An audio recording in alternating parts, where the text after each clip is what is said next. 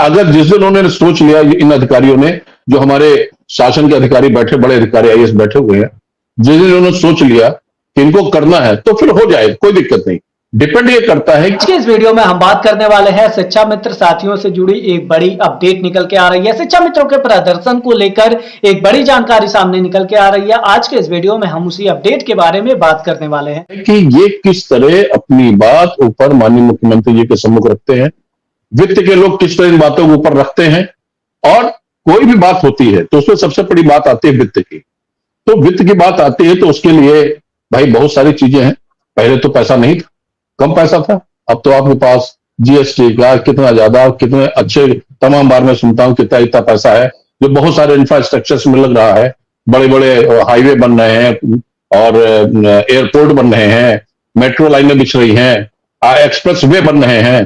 तो जब इतनी सारी चीजों में सब पैसा लगाया जाता है तो उस पर चलेगा कौन? चलेगा तो मनुष्य ही ना, चलेगा तो आदमी ही ना। तो कम से कम उनके बारे में सोचना चाहिए कि वो शिक्षा मित्र, वो अनुदेशक जितने कम पैसे में काम कर रहे हैं, इतना वर्ष हो गया, कितने खत्म हो गए, कितने रिटायरमेंट के कगार पे हैं, कितने रिटायरमेंट हो गए, उनका परिवार कैसे चल रहा होगा, किन परिस्थितियों में चल रहा होगा। जरा अपने को ये शासन के अधिकारी उस स्थिति में रख के देखें कि अगर उनको इस तरह चलाना होता तो कैसे चलाते। या तो अब आपको पता है, विशेषज्ञ की नियुक्ति एक बार हुई थी, 5,000 रुपए में हुई थी 11 महीने के लिए।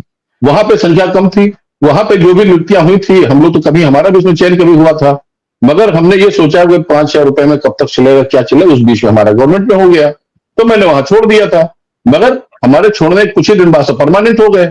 तो वहां एक ऐसी वो थी कि आदमी मतलब संख्या बहुत ज्यादा नहीं थी और तमाम अधिकारियों के उसमें पुत्र थे, तमाम विधायकों के पुत्र थे, उसको मिला के सबको परमानेंट कर दिया। सब लेक्चरर है और एलटी ग्रेड में काम कर रहे हैं। तो एक वो दिखाना पड़ेगा, एक बड़ा दिल दिखाना पड़ेगा, बड़ा हृदय दिखाना पड़ेगा। जो यहाँ के अधिकारी हैं उनको ये सब बातें ऊपर शासन में रखनी पड़ेगी।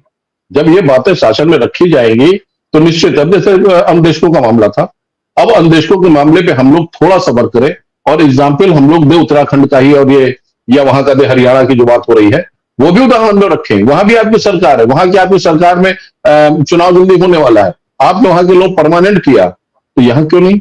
यहाँ भी थोड़ा बड़ा दिल दिखाइए।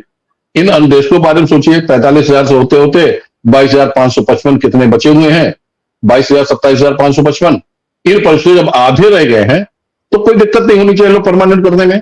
इनका भी परिवार है, वेल क्वालिफाइड है, ये बीपीएड वगैरह किए हुए हैं, ये सब बीएड किए, बीपीएड किए हैं और इस रूप में कार्य कर रहे हैं। इसमें कई कोई स्पोर्ट्स से कार्य कर रहे हैं, अपने मैथ के पढ़ा रहे, कुछ साइंस के पढ़ा रहे, कुछ अलग विषय पढ़ा रहे हैं।